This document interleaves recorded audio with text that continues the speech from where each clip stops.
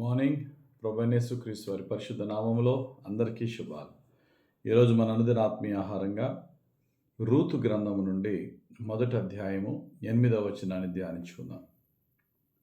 Naomi తనిద్దరు కోడలను చూచి, మీరు మీ తల్లుల ఇండ్లకు తిరిగి వెళ్ళుడి, చనిపోయిన వారి ఎడలను నా ఎడలను మీరు దయచూపినట్లు యెహోవా మీ ఎడల దయచూపునుగాక.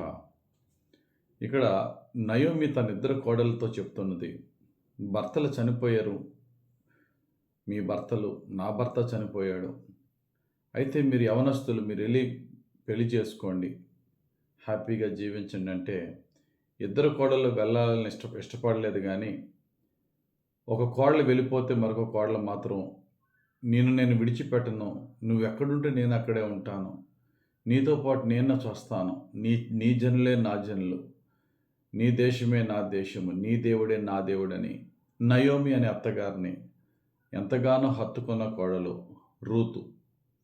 ఆమె చనిపోయిన తన భర్త పట్ల యథార్థంగా జీవించింది. బ్రతికి ఉన్న అనాథ అయినటువంటి తన అత్తగారి పట్ల కూడా అదే దయ కలిగి జీవించింది. అమ్మ, చనిపోయిన వారి ఎడలను నా ఎడలను కూడా అట్టి దయ చూపుతున్నావు, దేవుడే నీ పట్ల దయ చూపును గాకని అత్తగారు దీవించింది. యాజ్ ఇట్ ఈజ్గా అలాగే అయింది. బైబిల్లో చాలా స్పష్టంగా దయగల వారి ఎడల నీవు దయ చూపించదువు, యథార్థవంతుల ఎడల యథార్థవంతుడుగా ఉండు అని కీర్తన గ్రంథము 18వ కీర్తన 25వ వచనంలో ఉంటుంది. దయగల వారి ఎడల ఎప్పుడు దయ చూపుతాడు. మనం ఎదుటి వారి పట్ల దయ చూపినప్పుడు దేవుడు మన పట్ల దయ చూపుతాడు. దేవుడు ఒక మనిషిగా మన దగ్గరికి వచ్చి దయ చూపడం కాదు, కానీ మన పట్ల దయ చూపేవారిని మన ఎద్దకు పంపుతాడు. ఇక్కడ నయోమి పట్ల ఎంత దయ కలిగి, ఎంత ప్రేమ కలిగి రూతు ఉన్నదో, తన యవన వయసులో చక్కగా ఇంకొకరిని పెళ్లి చేసుకుని హ్యాపీగా ఉండొచ్చు, కానీ మా మామయ్య చనిపోయాడు, మా అత్తగారు ఒక్కరితే ఉండిపోయింది, ఆమె దిక్కులేని స్థితిలో ఉంది, నేను ఆమెను విడిచిపెడితే ఎలాగా అని ఒక తల్లిని హత్తుకున్నట్టుగా హత్తుకుంది అత్తగారిని రూతు. దేవుడు ఆమె పట్ల దయ చూపాడా?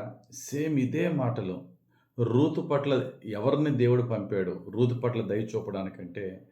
బోయాజుని పంపాడు. ఆ బోయాజు గురించి కూడా రూతు ఏమన్నదో నయోమి ఏమన్నదో మనం చూస్తే, రూతు గ్రంథం 2వ అధ్యాయం 20వ వచనం, నయోమి బ్రతికి ఉన్న వారికిని చచ్చిన వారికిని ఉపకారము చేయుట మానని ఇతడు యెహోవా చేత ఆశీర్వదింపబడునుగాక. బోయాజు కూడా అతని క్యారెక్టర్ ఏంటట? చనిపోయిన వారు, ఆల్రెడీ కాలం చేసేసిన వారి పట్ల దయ చూపిన వాడు అతను. బ్రతికి ఉన్న వారి పట్ల కూడా దయ చూపుతున్న ఈ వ్యక్తిని యెహోవా ఆశీర్వదించునుగాక అన్నది.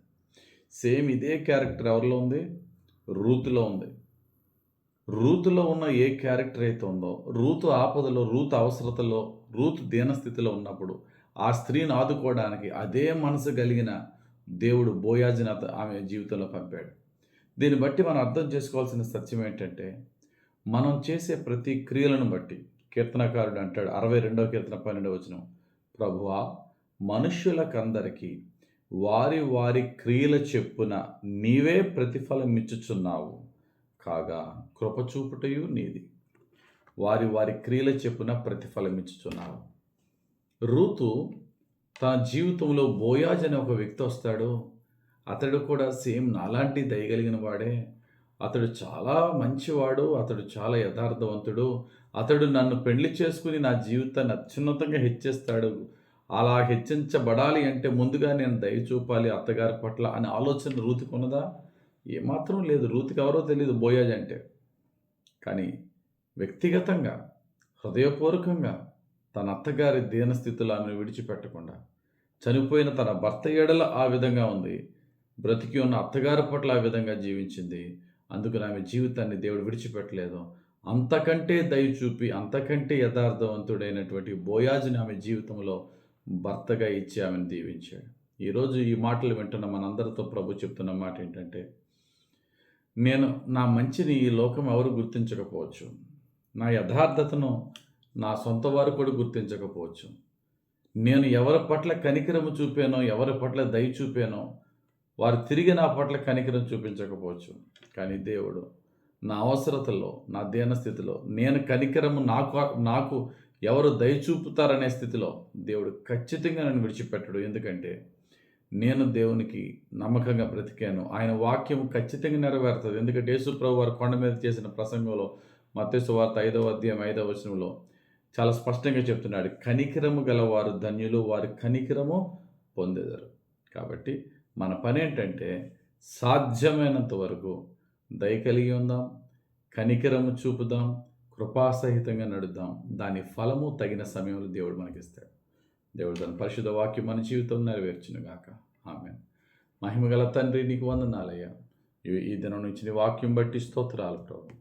మా జీవితకాలం అంతా మంచి చేయుటలో విసుకుపోకుండా, దయ చూపుటలో విసుకుపోకుండా ఉండుటకు దయా దాక్షిణ్యము కలిగి నీ మంచిని పంచి నీ తగిన సమయంలో దాని ఫలమును పొందే భాగ్యం, నీ ద్వారానే పొందుకునే భాగ్యం మాకు దయచేయమని కృపగల దేవుడైన యేసుక్రీస్తు వారి పరిశుద్ధ నామములో ప్రార్థించి వేడుకొంచున్నాం తండ్రి.